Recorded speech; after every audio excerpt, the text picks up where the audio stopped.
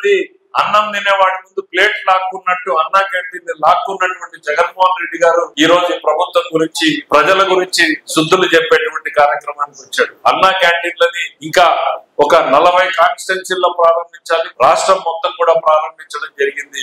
ఆ 40 కాన్స్టిట్యున్సీలు బిల్డింగ్లు రెడీ అయిపోతే అవి కూడా స్టార్ట్ అయితే